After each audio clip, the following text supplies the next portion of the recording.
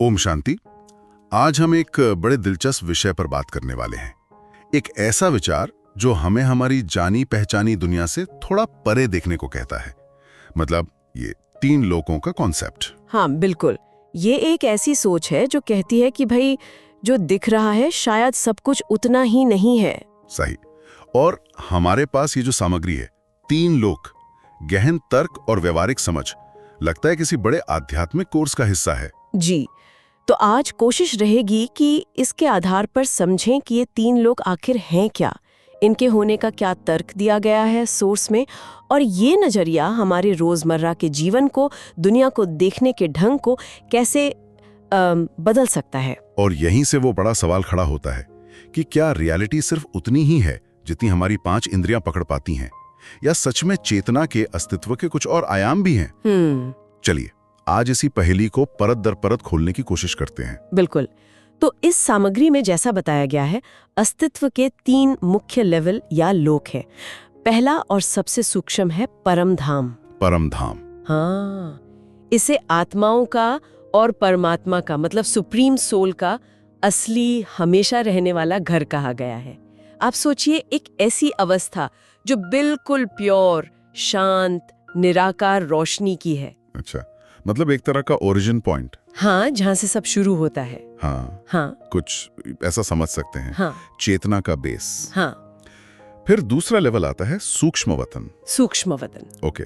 ये थोड़ा कह सकते हैं एक्टिव जोन है। यहाँ आत्मा की सूक्ष्म गतिविधियां होती हैं, जैसे हमारे विचार, हमारी भावनाएं, गहरे संस्कार, इच्छाएं, ये सब यहीं एक तरह से शक्ल लेते हैं। अच्छा। हाँ, इसे आप फिजिकल वर्ल्ड और परमधाम के बीच एक ब्रिज या इंटरफेस जैसा मान सकती हैं। दिलचस्प है।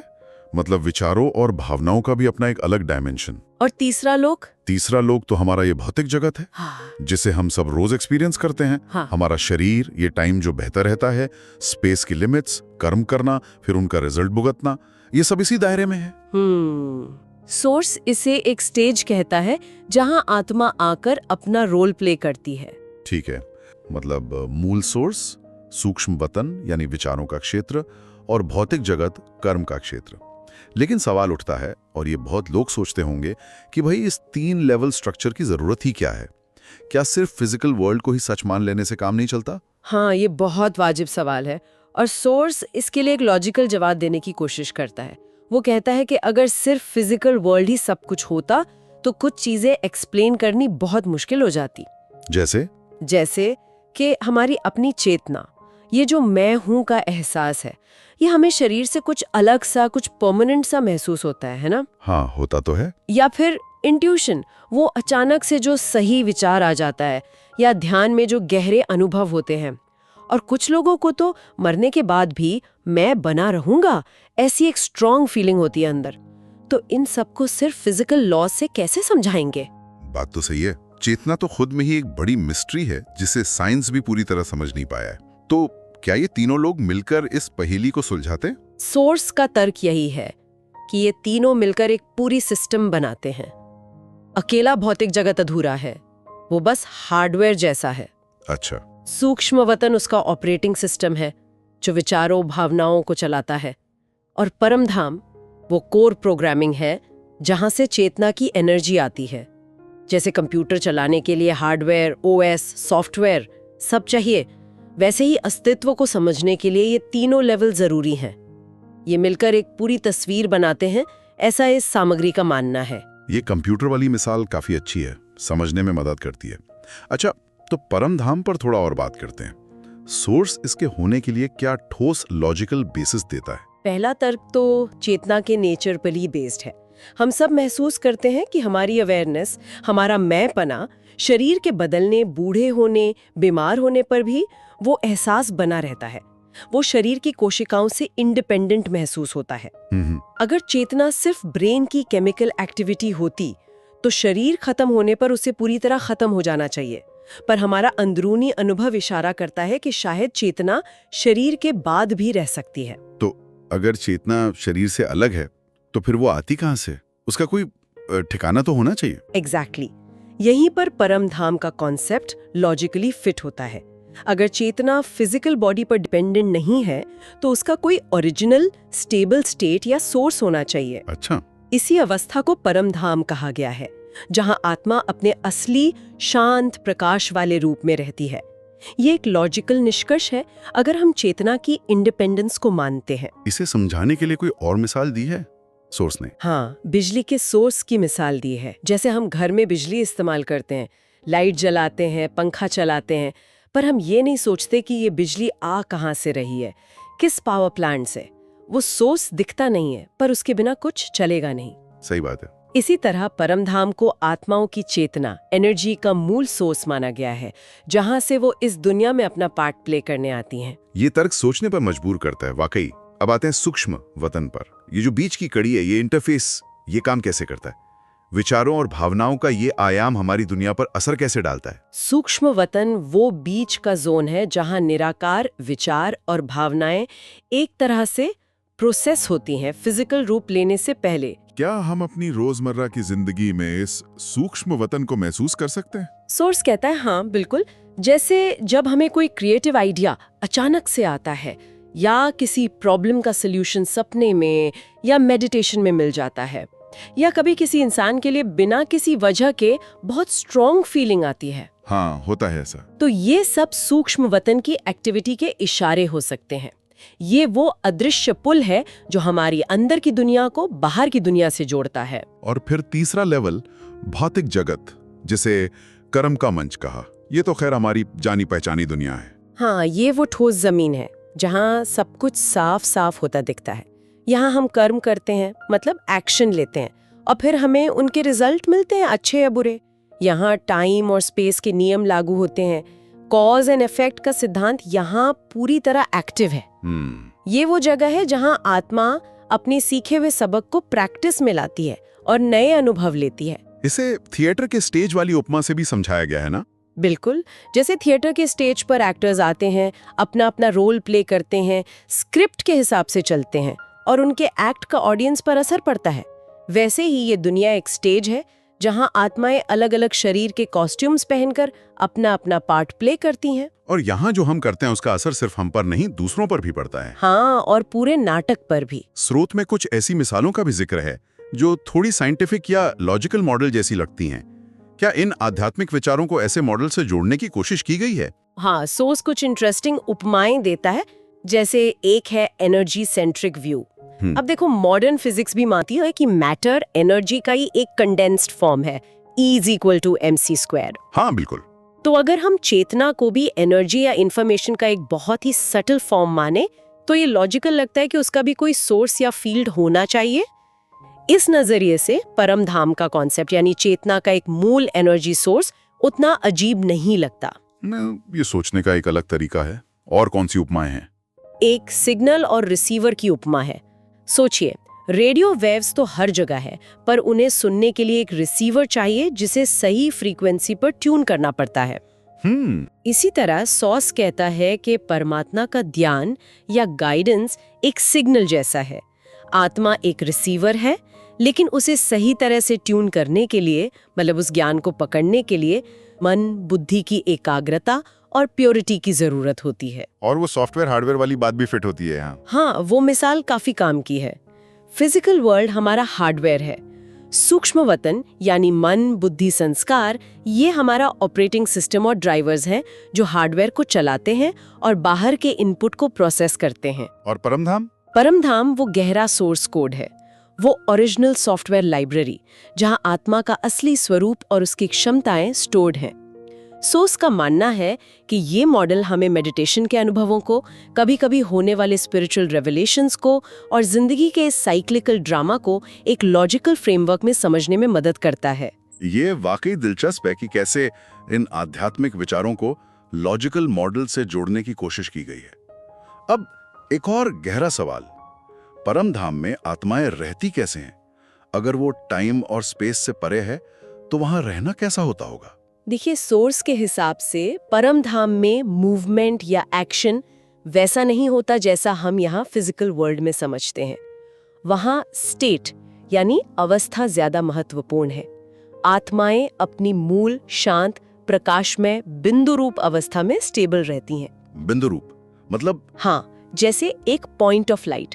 जैसे बीज में पूरे पेड़ की सारी जानकारी छुपी होती है ना, वैसे ही आत्मा अपनी उस मूल अवस्था में अपनी सारी शक्तियों और गुणों के साथ शांत स्थिति में होती है। वहां टाइम की गिनती नहीं होती, इसलिए कब तक या कितनी देर तक ये सवाल मायने नहीं रखते। तो फिर आत्माएं वहां से इस हलचल भरी दुनिया में लौटती क्यों हैं? अगर वो इतनी शांत और स्थिर जगह है तो वापस आने का क्या कारण? इसका कारण एक साइक्लिकल प्रोसेस से जुड़ा है जिसे सोर्स ड्रामा कहता है।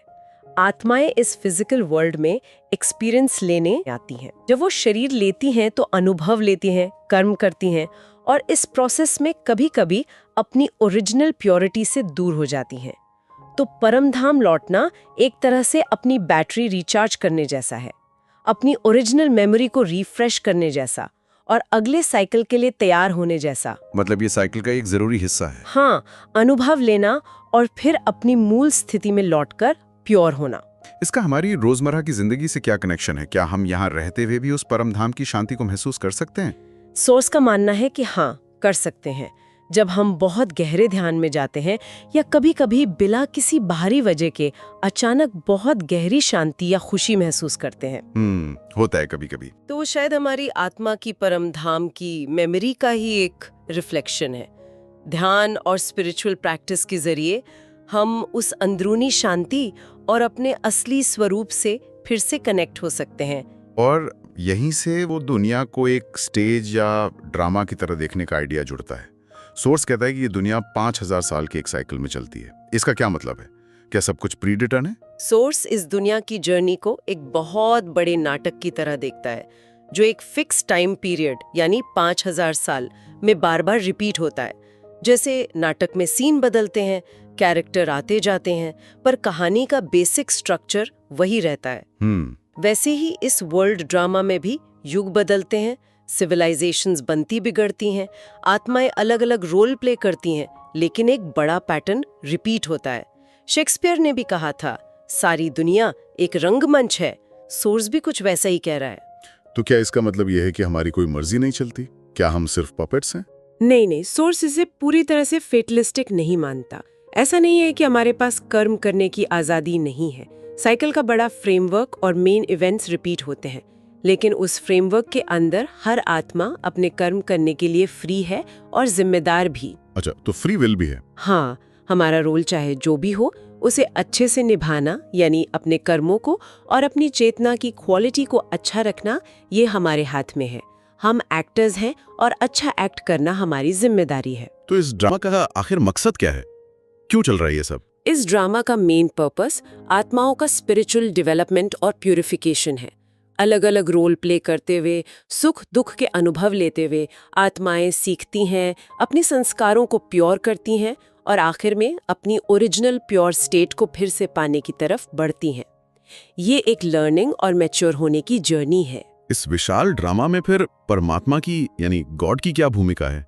क्या वो भी एक एक्टर हैं? नहीं, सोर्स परमात्मा को ड्रामा का क्रिएटर और डायरेक्टर बताता है, जो खुद इस ड्रामा में एक्टर के रूप में पार्ट नहीं लेते। वो इस साइकिल से परे हैं। ओके। लेकिन वो एक खास बहुत इम्पोर्टेंट टाइम पर इंटरवीन करते हैं, जब ड्रामा अपने सबसे निचले लेवल पर पहुंच जाता है और दुनिया में मॉरल और स्पिरिचुअल गिरावट एकदम पीक पर होती है। इस खास टाइम को संगम युग यानी कॉन्फ्लुएंस एज कहा गया है। संगम युग, हाँ, इसे सोर्स ने ऑफिस आवर्स की मिसाल से भी समझाया, ये मुझे याद है। हाँ, वो मिसाल काफी सटीक है। जैसे किसी बड़े ऑफिसर के मिलने का या कोई खास काम करने का एक फिक्स टाइम होता है, वैसे ही संगम युग को परमात्मा के खास काम का टाइम बताया गया है। ये पुराने साइकिल के अंत और नए साइकिल की शुरुआत के बीच का टाइम है। संधि काल। हाँ, संधि काल, जब परमात्मा इस धरती पर आकर ज्ञान देते हैं और दुनिया को बदलने की नींव रखते हैं।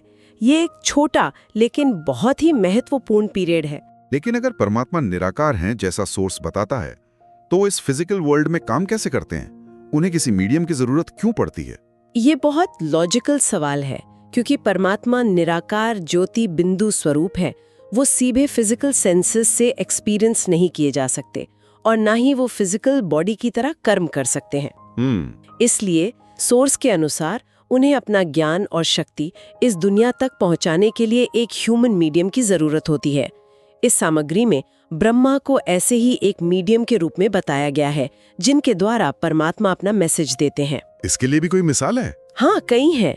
जैसे कोई सीईओ सीधे फैक्ट्री फ्लोर पर काम नहीं करता, वो मैनेजर्स के जरिए अपने इंस्ट्रक्शंस लागू करवाता है। या जैसे महाभारत में कृष्ण, जो खुद भगवान माने जाते हैं, वो अर्जुन के रथ यानी शरीर के सारथी बनकर उसे गाइड करते हैं। हाँ, सही। इसी तरह सोर्स कहता है कि परमात्मा एक चुने हुए मीडियम जैसे ब्रह्मा के शरीर रूपी रथ का आधार लेकर ज्ञान सुनाते हैं और बदलाव का काम करवाते हैं। ये कम्युनिकेशन और पावर ट्रांसमिशन के लिए एक जरूरी अरेंजमेंट है। और ये संगम युग इतना खास क्यों माना गया है? बाकी टाइम परमात्मा क्यों इंटरवीन नहीं करते? संगम युग साइकिल का वो टर्निंग पॉइंट है जब दुनिया में अज्ञान, दुख, गिरावट अपनी हद पर होती है, जिससे कलयुग का अंत कहा गया है। ओके। इसी टाइम पर बदलाव की सबसे ज्यादा जरूरत होती है और आत्माएं भी मुक्ति और गाइडेंस के लिए पुकारती हैं। परमात्मा का इंटरवेंशन इसी खास जरूरत के टाइम पर होता है ताकि वो ज्ञान देकर आत्माओं को उनकी असली पहचान याद दिला सकें, उन्हें प्योर बना सकें और एक नए गोल्डन एज यानी सतयुग की स्थापना का बीज डाल सकें। मतलब ये एक तरह से इंटेंस क्लीनिंग और रिकंस्ट्रक्शन का टाइम है। हाँ, बिल्कुल। इसीलिए ये छोटा, इंटेंस और डिसाइसिव होता है। तो इन सब बातों का 3 लोग, वर्ल्ड ड्रामा, संगम युग, हमारे लिए जो स्टेज पर अभी अपना रोल प्ले कर रहे हैं, प्रैक्टिकल मतलब क्या निकलता है? हमें इस जानकारी से क्या लेना देना? इसका सबसे पहला प्रैक्टिकल इम्प्लीकेशन है अपनी आइडेंटिटी की सही समझ। ये जानना कि मैं ये शरीर नहीं बल्कि एक अविनाशी आत्मा हूँ जो इस फिजिकल वर्ल्ड में एक टेम्पररी रोल प्ले कर रही हूँ। ये समझ हमें जिंदगी की उथल-पुथल में थोड़ा डिटैच्ड रहने में मदद कर सकती है, जिससे हम अपने काम, अपनी जिम्मेदारियां ज्यादा शांति और क्लैरिटी से निभा सकें। डिटैचमेंट के साथ साथ जिम्मेदारी का भाव भी आता है ना? बिल्कुल। अगर ये एक ड्रामा है और हम एक्टर हैं, तो हमारी जिम्मेदारी है कि हम अपना पार्ट अच्छे से निभाएं। सोर्स के अनुसार हमारे कर्म, हमारे विचार, हमारी फीलिंग्स यानी हमारी चेतना की स्थिति या वाइब्रेशन न सिर्फ हमारी अपनी जिंदगी को बल्कि इस पूरे वर्ल्ड ड्रामा को अफेक्ट करती है। अच्छा। हाँ, हमारे पर्सनल कॉन्शियसनेस में पॉजिटिव चेंज कलेक्टिव कॉन्शियसनेस को ऊपर उठाने में मदद कर सकता है। तो हमें करना क्या चाहिए इस समझ के आधार पर? सोर्स का सुझाव है कि मेन प्रैक्टिस है अपने असली स्वरूप यानी आत्मा की शांत प्रकाशमय स्थिति, परम धाम की मेमोरी से जुड़े रहना। इसे मेडिटेशन या योग के जरिए साधा जा सकता है और साथ ही संगम युग में परमात्मा द्वारा दिए जा रहे ज्ञान को समझना और उसे अपनी जिंदगी में अपनाना। सोर्स कहता है स्टे ट्यून्ड, मतलब उस ज्ञान और गाइडेंस से जुड़े रहना ही बदलाव की चाबी है।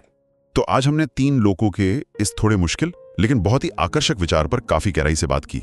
परमधाम, सूक्ष्म वतन और भौतिक जगत, ये सिर्फ अलग अलग जगह नहीं बल्कि अस्तित्व के अलग अलग लेवल हैं। हमने इनके पीछे के लॉजिक को समझने की कोशिश की और ये भी देखा कि कैसे दुनिया को एक स्टेज या ड्रामा की तरह देखा जा सकता है। हाँ, और हमने परमात्मा के रोल, संगम युग की खास अहमियत और ज्ञान के लिए एक मीडियम की जरूरत जैसे इम्पोर्टेंट पहलुओं पर भी चर्चा की। ये सब मिलकर अस्तित्व की एक बहुत बड़ी और गहरी तस्वीर पेश करता है, जैसा कि इस सोर्स मटेरियल में बताया गया है। मेरे लिए जो एक खास बात निकल कर आ रही है वो ये कि हमारा अस्तित्व शायद हमारे इस दिखने वाले शरीर और इस अनुभव की जाने वाली दुनिया तक ही लिमिटेड नहीं है। चेतना के और भी आयाम हो सकते हैं और ये विचार ही अपने आप में बहुत गहरा है और हमें अपनी लिमिट से परे सोचने पर मजबूर करता है। निश्चित रूप से। और जाते जाते सुनने वालों के लिए एक विचार छोड़ जाते हैं जो इसी सोर्स मटेरियल से निकलता है। अगर ये दुनिया एक ड्रामा है और हम सब इसमें एक्टर हैं, तो सवाल ये उठता है, क्या हम अनजाने में मशीन की तरह बस अपना पहले से तय रोल निभाते जा रहे हैं? या हम होश में रहकर अवेयरनेस के साथ अपने एक्ट को यानी अपनी चेतना की क्वालिटी, अपने कर्मों की अच्छाई को बेहतर बनाने की कोशिश करें? इस ड्रामा के अगले सीन को लिखने में हमारी अपनी होश भरी चॉइस और कर्म का कितना हाथ हो सकता है? ये सोचने वाली बात है। इस पर विचार करना शायद फायदेमंद होगा।